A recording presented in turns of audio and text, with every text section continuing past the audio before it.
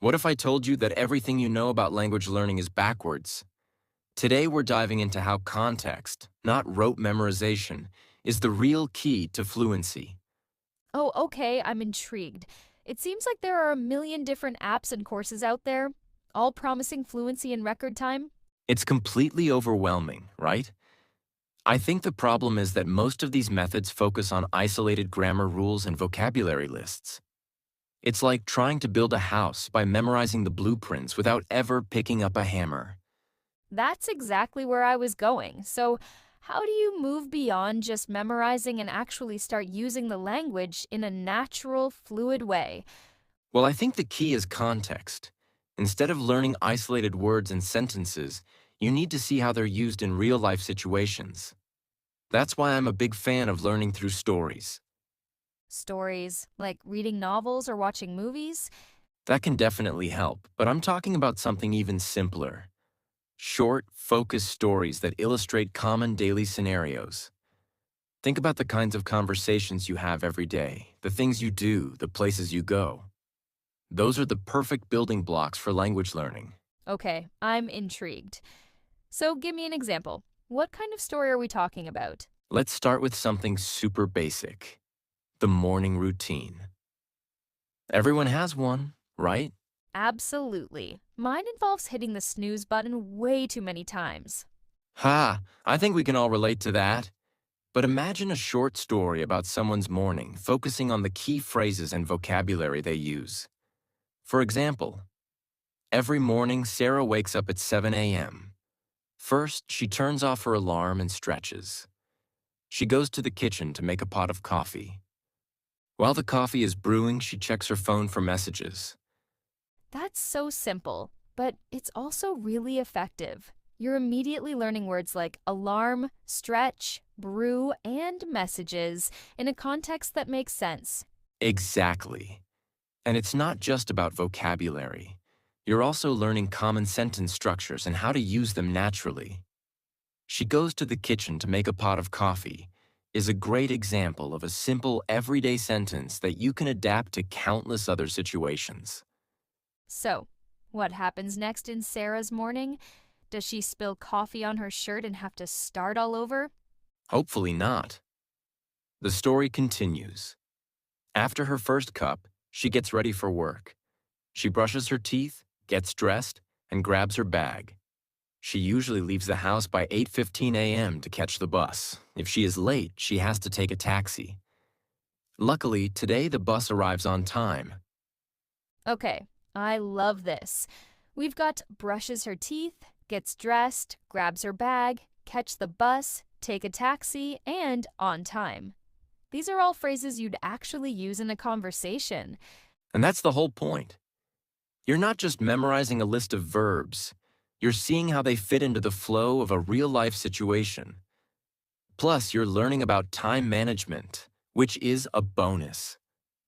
It's so much more engaging than just drilling vocabulary. I can actually picture Sarah rushing around trying to make her bus. And that's the power of context.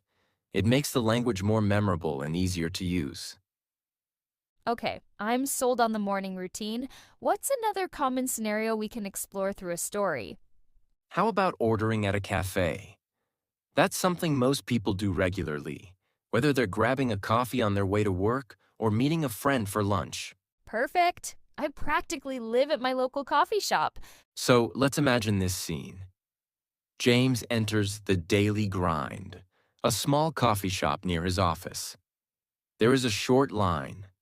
When it is his turn, the barista smiles and says, "Hello, what can I get for you today?" Okay, right away, we're learning about the layout of a coffee shop, the social dynamics, and the standard greeting. Exactly. And then James replies, "I'd like a large latte, please." I'd like. That's such a polite and useful phrase. Absolutely. It's a step up from just saying, "I want." And then the barista asks, "Would you like any sugar or syrup in that?" More options. This is great for learning how to customize your order. And James says, "No, just plain. And can I also get a chocolate muffin?" Just plain is another key phrase. And now we're adding food vocabulary to the mix. Sure, that will be $7.50. James taps his card on the machine to pay. He finds a seat by the window and waits for his name to be called. Okay, we've covered paying, finding a seat, and waiting for your order. This is a complete coffee shop experience in a few short sentences. And again, it's all about context. You're not just learning the words, you're learning how to use them in a natural, polite conversation. I can see how this would be so much more effective than just memorizing a phrase book. It's about immersing yourself in the language, even if it's just for a few minutes at a time. So, what's our final daily scenario? Where are we going next? Let's head to the supermarket. Everyone needs to buy groceries, right? True, although I'm more of a takeout kind of person. Even takeout enthusiasts need milk and eggs sometimes. So, imagine this. On her way home, Maria stops at the supermarket because she ran out of milk. She grabs a basket at the entrance. She walks to the back of the store to the dairy section.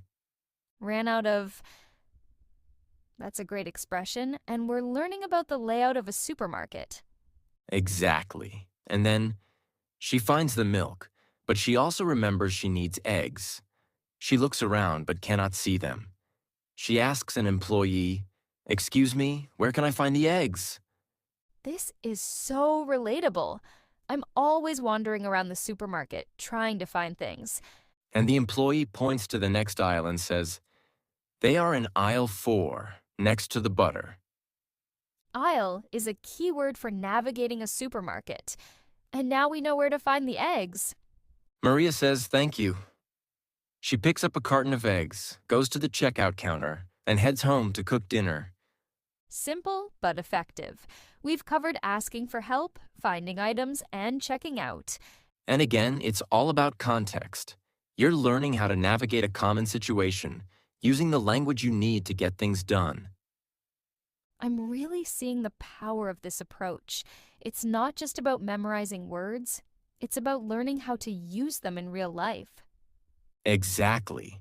And the more you expose yourself to these kinds of stories, the more natural and fluent you'll become.